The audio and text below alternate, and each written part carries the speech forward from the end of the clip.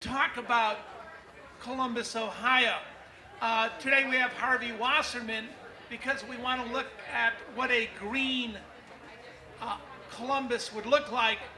We have Jonathan Beard, who's with a group of citizens that actually have count them, three major proposals to change the city charter. And at the crux of one of those proposals is that we quit being a one-party system, because that's the key thing to keep in mind that's holding Columbus back. The fact that we have a machine with one party, and they like to do stuff like in 15 minutes take $250 million and give it to the four richest families, casino money. What could we have done with that $250 million? And oddly, none of these people they give the money to actually live in the city, and none of them ever run for elected office.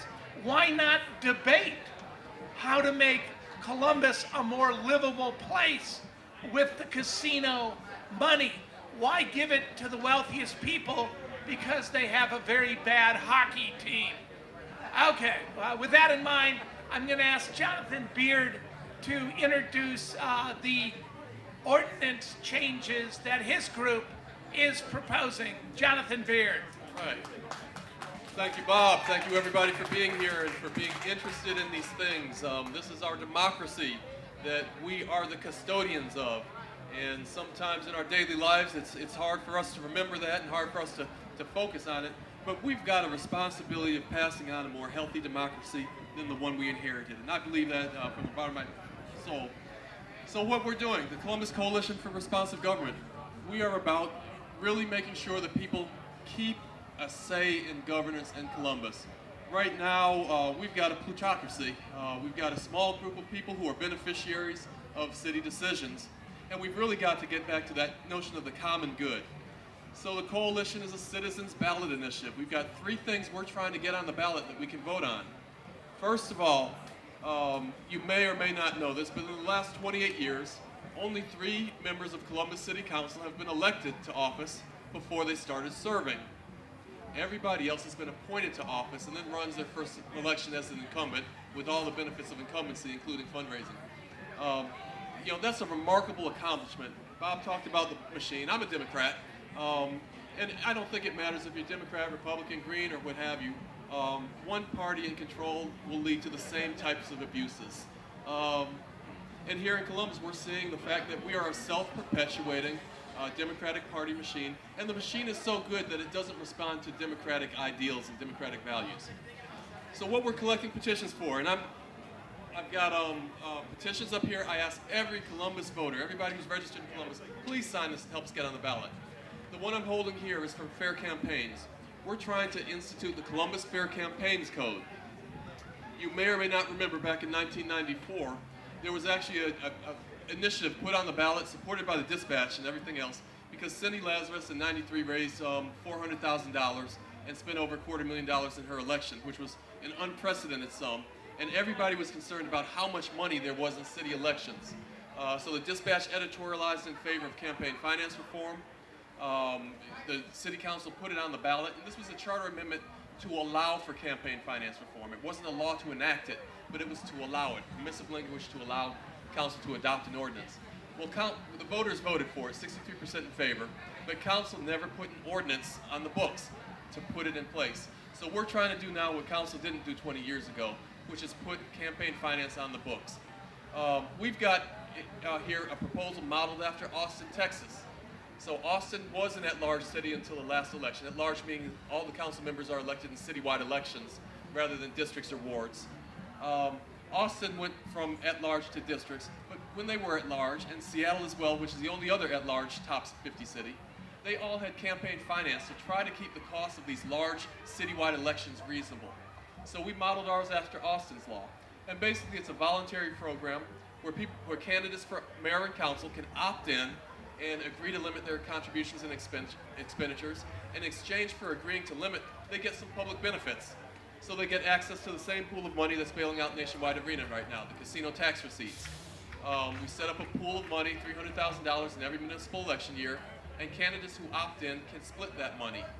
The other thing they can do is they get access to public access TV, Community 21 and CTV3. Those are government channels that we need to use them for the benefit of the people. CTV3, if you know right now, is nothing but propaganda 24/7 for government. We think it could be a platform for a better dialogue about the issues facing Columbus and the candidates for office. So campaign finance reform is one thing. That's the first step to try to get these elections. It costs $250,000 to run a city council election. And nobody but the incumbents can do that, raise that kind of money. And what we're finding out is now the incumbents can't even raise that kind of money, and Andy Ginther has been subsidizing their campaigns to the tune of $100,000 each. But they don't get to talk in their own commercials. If you watch the commercials, Ginther is the only one that talks. He'll refer to Herschel Craig or to Miss Mills, but they don't get to talk. Only the people with the money talk in the commercials, the mayor and Andy Ginther. And so we think elected officials should be accountable to the people and not to another politician. I'm saying nothing negative about Andy Ginther. We're talking about a system that's just broke right now, when the incumbents can't even afford their own election. That's a bad system, so we need to change that. So campaign finance reform is the first thing we're collecting signatures on. And we think because these elections are so expensive and so non-competitive, if you're a Democrat, you can't challenge another Democrat and expect to get appointed to the position later. Everybody's appointed, so you got to play favorites within the party. So the other thing we're trying to do, we think the fact that Nationwide Arena, what Bob was talking about, the richest corporation, the richest families in Columbus, got bailed out with taxpayer dollars for their bad business decision. They made a private decision to build an arena, to sponsor a sports franchise, and they are unwilling to accept the risks of that bad decision, which many people on the front end said was a bad decision. They started losing money, and the first thing they did is they turned to government and said, bail us out. Now, the people have voted down public financing for arenas on 5 separate occasions prior, but City Council, without a vote of the people, enacted a law that put us on the hook for the next 27 and a half years for $250 million to pay an arena lease. This is something the voters explicitly said on 5 occasions we didn't want to do. What we're trying to do is get on the ballot a proposal that basically allows the voters to weigh in on that issue, on whether we should continue to fund the arena or whether there are other uses for these public dollars beyond ensuring the profitability or reducing the losses of private business people. The third thing we're doing is council districts. Of the 50 top cities in America, 50 largest cities in America, right now only Seattle and Columbus have at-large systems of governance for council. At-large system means that all the council members are elected in citywide elections rather than districts and wards. It's a repressive form of government. It was adopted in the early 1900s by kind of the robber barons and the big industrialists of the world. They went around convincing all the governments to move to at-large systems. It's a command and control type system. It's what business was used to at that time. It's what business looked like, which was top-down decision making. Since then, almost everybody has gone back to districts or wards. Last November, the voters of Austin went from their 7 members at large to a 10 districts, 1 at large form of government. 2 years before that, Detroit took their 7-0 at large system and moved to districts. And it's just us in Seattle that are left with at-large systems. It is the most repressive political system in the world, in a democracy, we'll say. We had the Voting Rights Act that was partially dismantled by a Supreme Court decision earlier this week. What you may not know, is in 1965, after the Voting Rights Act was passed, jurisdictions all across the South went from districts and wards to at-large elections because it has a distinct voter dilution impact. So it was a way to dilute the African-American vote in the South. 1982, Congress passed a law that said voter dilution is illegal, and the Department of Justice started suing southern cities, and so now we're back where most of them are districts again. So what we're doing is we're trying to put the citizens back into our government. We're trying to make us be the important factor rather than money and power. We're trying to move from the plutocracy we have now and back more towards a democracy. These are all fair election things. We've got petitions right here. I've got fair campaigns. I see Doug sitting there in the red, white, and blue t-shirt. He's been over in our booth, which is in Jazz Alley 4. We've got all the petitions there. I encourage you to come sign and support democracy. Our goal is to start a dialogue. You know, you sign these petitions, it starts a dialogue. It puts us on the ballot so we can have a community discussion about what we view as our city and how we want to govern ourselves. And I think I'll end with that you know, this is about governing ourselves and not being governed by others. I saw somebody in the back. You had a question for Jonathan.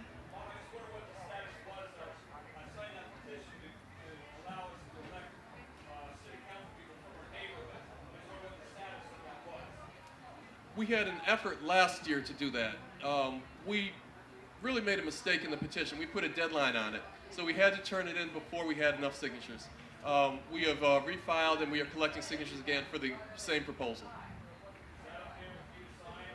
We've got it in the booth. I've got fair campaigns right here. We've got council districts in the booth at Jazz Alley 4.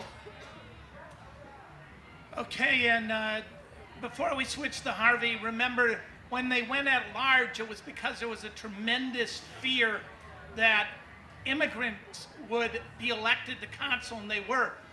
In 1913, there were 21 members of the Columbus City Council, including 3 German socialists that opposed the war. But all over the German village, all over the country, they were worried because Italians and Hungarians and Polish people were in government, and it wasn't the best families. So the at-large system was designed to make sure that the best families can control property and control the city. And that, of course, were white Anglo-Saxon, Protestant, rich families. Harvey. Well, I just want to comment. I don't know how many of you have seen the movie Milk, about Harvey Milk, but when San Francisco switched from at-large to districts, he became the first openly gay elected official in America. That was obviously an immediate impact. I want to say a couple of things, really, a little bit out from left field.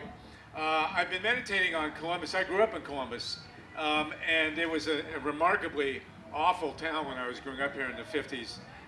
Very conservative, right-wing. Woody Hayes was God, all that stuff. Since that time, Columbus has become, as testified by the community festival here, one of the hippest towns in the country, if not the world. I mean, we have the second largest per capita gay population in the country, and it's just a truly amazing place. There's something holding Columbus back, and that's the name of this town. It's a terrible name. Christopher Columbus was an awful guy, and I actually lived, when I left Columbus, I lived on a hippie farm in Massachusetts, and they were right next to a town called Amherst. And Lord Jeffrey Amherst was the inventor of germ warfare. He was the supreme British commander in the French-Indian War, and he, at Fort Pitt, gave the Native Americans blankets that he knew were infected by smallpox. And we started a campaign to change the name of Amherst. And we actually ran a contest to see who would come up with the best alternative name. We came up with a great one, actually, and I'm going to predict that eventually that town will have its name changed. The name we came up with was Emily, because Emily Dickinson is from Amherst originally.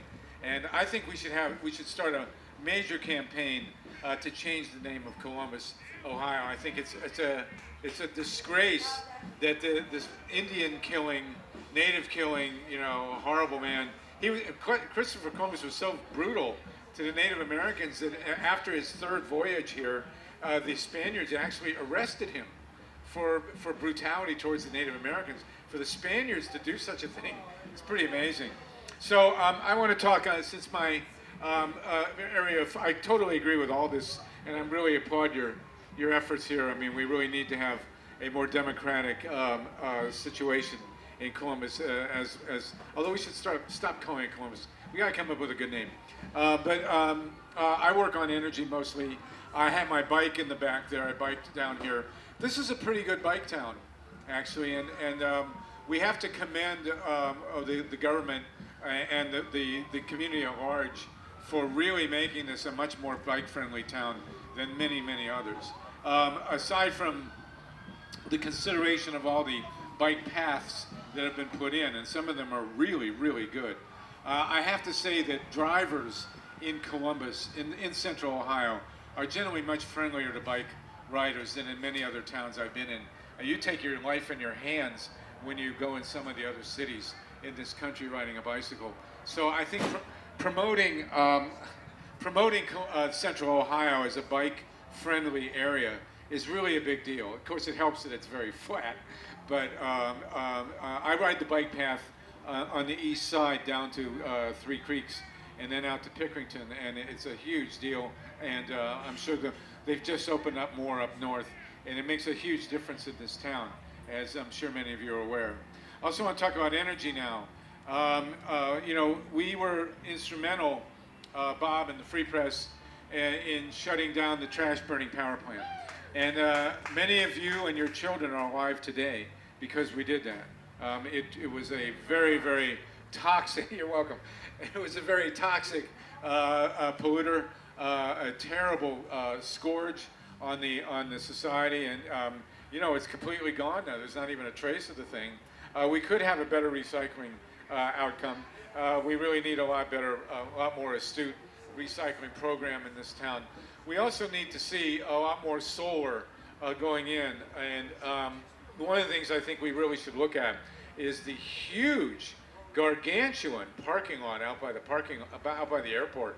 That could be one of the biggest solar fields in the world, really. I mean, there's acres and acres and acres of bare land out there, and all over the world, people are putting solar panels on canopies on one-story or on open-air parking areas. And I think that would be something to look at. Be very, very important. It would, we don't think of Columbus as being, Central Ohio as being particularly sunny, but it is, and solar panels are really advancing with tremendous impact. And so I think we need to look at solar on the rooftops in this town. I once did an initiative with Buck Reinhardt, if anybody can remember that guy, to promote solar in this town. It didn't really go very far, but it's something we really need to do. There's not much wind here, but we do have a windmill out at a car lot on 270, and it's definitely doable in this community as well. Number one, of course, is increased efficiency, and we really need to increase the efficiency of our systems. We also had one of the worst outcomes with the invasion of a Murdoch-appointed governor, John Kasich. I'm sure, as many of you recall, one of the first things he did when he got into office was kill the trains. Columbus is one of the largest, if not the largest, capital cities in the world without passenger rail service. I mean, it's sick. My niece was actually on the last passenger train to go in or out of Columbus in 1979, for God's sakes. And you just can't ride a rail car in or out of this town. That has to change. So Kasich took all the money and put it in this ridiculous freeway system. We really need a much better mass transit system in this town. The buses just don't cut it. And the Republicans, owned and operated by the auto lobby, really need to be beat back on this. We also, of course, need to watch very, very closely. Columbus is known worldwide as the home of the stolen 2004 election. Nothing really has changed. We're not in any better shape now, if not maybe even worse than we were in 2004 when the election was stolen from John Kerry, who then proceeded to not say a word. We need to continue to work on election protection. And this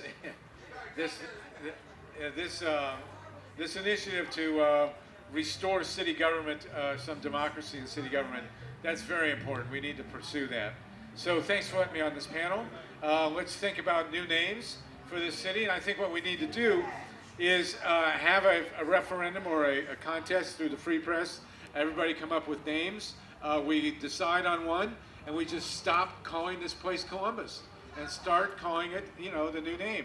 And let's come up with a good one, and let's do it. I like Emily, but she wasn't from here, so let's come up with another great female artist, or maybe Nancy for Nancy Wilson, right? She was from Columbus. It would be great to call this town Nancy. Let's think about that. With that, I'll turn it back to Bob. All right, we're going to take a variety of questions. We do have the Ohio Rights Group here, and make sure you sign their petition. It's for the medical use of marijuana, but more important to Harvey and I, because we're not sick that often. Harvey occasionally is a little sicker than I am, but is that it has industrial hemp. And again, the industrial use of hemp is essential to a green economy. We want to see hemp growing on the roofs all over central Ohio. Harvey's informed me, he's the expert, that it grows like a weed. So, well, the with thing that is, in mind, I think as you all know, if you put a marijuana seed in the ground in the spring and you do nothing to it in the fall, you get a 10-foot plant and a 6-foot federal agent. So we want to get rid of the federal agent. That's what we want to do, actually. I think we should be referring to hemp, by the way, as George Washington and Thomas Jefferson's favorite crop. They really pushed it. And we are now in a weird situation where in Kentucky, the state to the south of us, Mitch McConnell and Rand Paul are both pushing for legal hemp. I mean, it's amazing. So let's do it. all right. Questions on and dialogue. We like to hear your ideas so we can write about them and get credit. And come up to the mic. Come up to the mic, please. Maybe move it out further, Tim.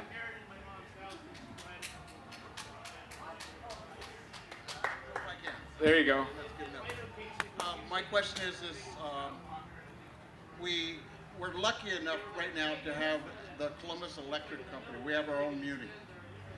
Okay, so essentially with solar is, what is the status with the city of Columbus as far as the electrical municipality that we have, if that's what it is? And wouldn't this be an advantage for us, is like to move solar a step up? Because as a municipality, we don't have to make a profit. You know, what we can do is supply the people. Now, going with a private company like AEP, there's a profit involved. And it would seem that we could basically beat AEP if we move green. Well, that's a good point. And you gotta, very good, Tim. And you gotta remember that always municipal utility companies are under attack from private corporations. You always have to defend your municipal utility company. That's how Dennis Kucinich actually became a great hero.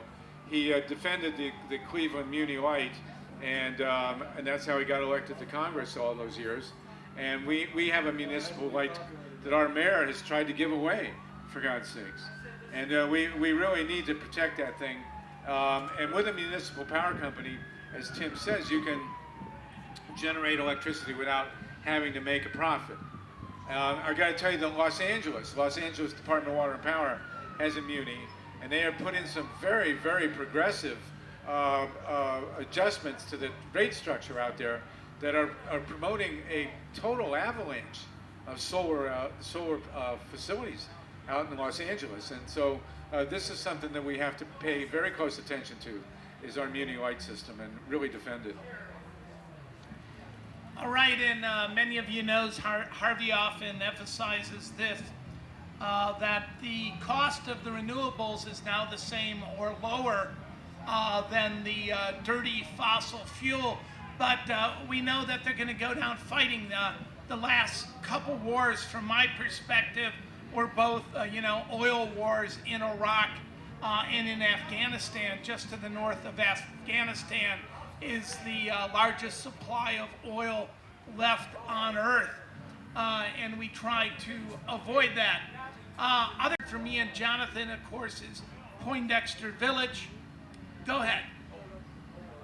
I just wonder if there was any attempt by any legislator to maybe throw a deposit/tax on all plastic containers, not just water bottles, but ketchup, Clorox, all that crap. That would solve so many problems financially and environmentally. Yeah, plastic is a horrific nightmare. Even here at ComFest is something we should discuss. There's still plastic bottles being used that are not recyclable. And plastic is just a global catastrophe. All these water bottles, it's a nightmare. And I think that there should be an ordinance that requires them to all be made of organic materials. You can make water bottles out of cornstarch and hemp. And hemp, and that's the way we should do it. It needs to be done. Also, I think we really have to have an ordinance banning plastic bags in supermarkets. It is being done, and also all these, if you'll excuse me, goddamn flyers and unsolicited suburban newspapers that are thrown on our doorsteps. They're terrible, and they waste huge amounts of resources. They don't get read. They tell people that you're not home when they accumulate. I mean, it's really a disaster. And there are cities that have passed ordinances successfully. I think Austin is one of them, to prevent these from, to ban the use of plastic bags. It would be a big deal, and I think we need to do that. All right. Other questions? Feel free to comment, give us your dialogue. One of the things Jonathan and I are concerned about, which really goes to the council representation. I'm a actual area commissioner, so technically I actually got elected to something. Me and my wife live in that area. I did get one vote. I've been questioning Suzanne very closely about whether she cast the vote or not. But one of the things is we have an overlay. It's a historical district over there in Old Town East and on the Near East Side. And one of the things, it was the preservation of brick buildings. Now we've got people that have come into the area, and instead of trying to incorporate brick buildings that were in great shape, they simply came in and destroyed them. So the broader question is, who controls the zoning in your area? Because there's nobody elected from the Near East Side, nobody is on city council for our area. It's just been difficult to get us to enforce the regulations and the standards in our community. And I know Jonathan could probably tell you how we could have actually made money off that redevelopment. So we're talking about Poindexter Village, which is a former public housing community. President Roosevelt inaugurated it in 1940. It was the second in the nation and is eligible for listing on the National Register of Historic Places. CMHA and the city and OSU decided at some point it would be a good idea to demolish it. Now, mind you, the Near East Side has lost 40,000 residents in the last 60 years, and demolishing Poindexter moves another 1,400 people out of the neighborhood. That's irrespective. But we had 35 brick buildings, perfectly good sound buildings, WPA era construction, hardwood floors were true straight and plumb. The brick work was excellent. The CMHA had had mismanaged for some period of time and wanted to get rid of for new development. Those of us who live on the Near East Side are aware that our cachet is our historic homes. We take pride in the history of our area. We think it is a thing that gives us market value. It makes us different from other neighborhoods. So we've written into our Near East Area Plan very specific guidance on the priority we place on preservation. CMHA, the city, came in. They said, well, these buildings are terrible. They're in bad shape. We can't control our tenants, and we got to tear them all down. Many of us objected to that. And we were actually, we went through one of the things that happens in a institution-sponsored redevelopment is that it loses the community nature real fast, and it becomes a steamroller. So we've been fighting these undemocratic processes. All the procedures that are supposed to be in place to safeguard the public have been steamrolled. 4 years ago, CMHA should have gone through a historic review process that gets stakeholder input on preservation. They didn't do it until the very end, when the decisions were already made, when the demolition contractor had already been bid, hired, and the contract signed. Then they started as if there was an alternative at that point. The Near East Area Commission voted on 3 occasions against this project. against the demolition, against the letter of support, against the zoning variance. But the zoning variance was approved. Demolition will happen, is happening now. So again, just completely unaccountable form of government that we have now. And it got so bad that they didn't want the political, they didn't want this politically coming to council, so they went through an illegal process with the Board of Zoning Adjustments, which had no authority to grant this variance. They've granted it and the lawsuit's been filed. But it just goes to show how these processes that are supposed to be democratic, that are supposed to involve citizen input, when the big institutions get involved, we get run over, the laws get broken, and we have to file lawsuits to exercise our rights. Was there money to redevelop them? Oh, here's Were the there thing. historical credits? Here's the thing. As a result of our advocacy at this, this belated historic review process, we were able to negotiate for an expert group to evaluate 10 buildings, just 10 of the 35 buildings, to see if it was feasible to rehab. They actually just released their report 2 days ago, and they said these buildings are rehabable. They can be done to current market standards very easily and at less cost than new construction. So forget about Harvey, forget about all the energy embedded in the buildings, forget about the demolition waste and debris. At a dollars and cents level too, this made sense. And that's why we call it the United States of Amnesia. Let's make sure, they tore down the old Ohio Penn. It was an incredible structure.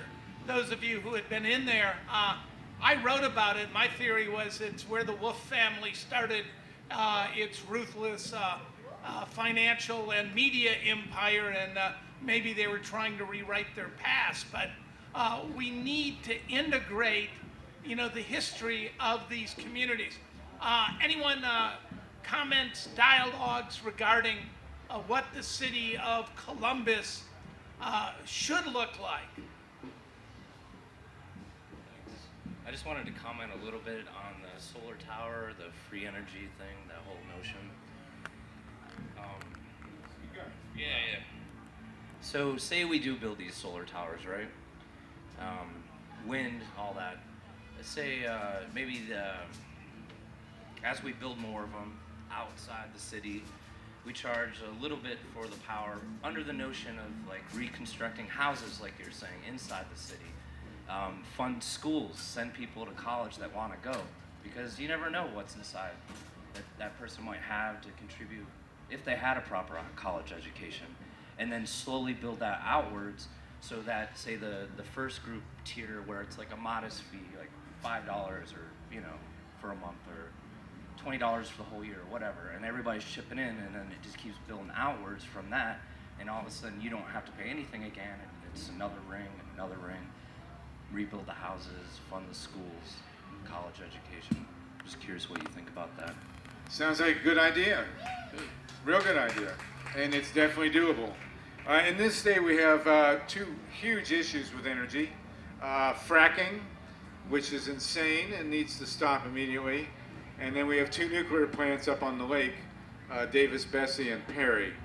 Perry just had a major radiation release, as far as I can tell. And so these need to shut as well. But your idea of having big solar towers and using the income for social benefit, that's a great thing, and we need to do that. Very good. And over in Old Town East, how many people are aware of the greenhouse there? There's actually a house that was built with high school students from Worthington, the public schools. It generates all its energy and sells energy back to the grid. It has solar shingles that you plug in, and there's solar cells embedded in them. So we really need not only to move towards conservation with about a 40 to 50% savings, but we could in fact have abundant energy, put it on the grid, do it neighborhood by neighborhood, and bring that back into the neighborhood to do the rehab of housing. The thousands of houses that were foreclosed upon with that $250,000 we gave to the richest people. Billion. We could have $250 million things. We could have given rehab those houses and made them greenhouses. Go ahead. I just just had a tooth extracted, so I have a little trouble with the enunciation. But I just had solar panels installed on my roof, and there's a lot of programs. There's actually solar leasing now is available in Ohio, and you can get panels with no money down.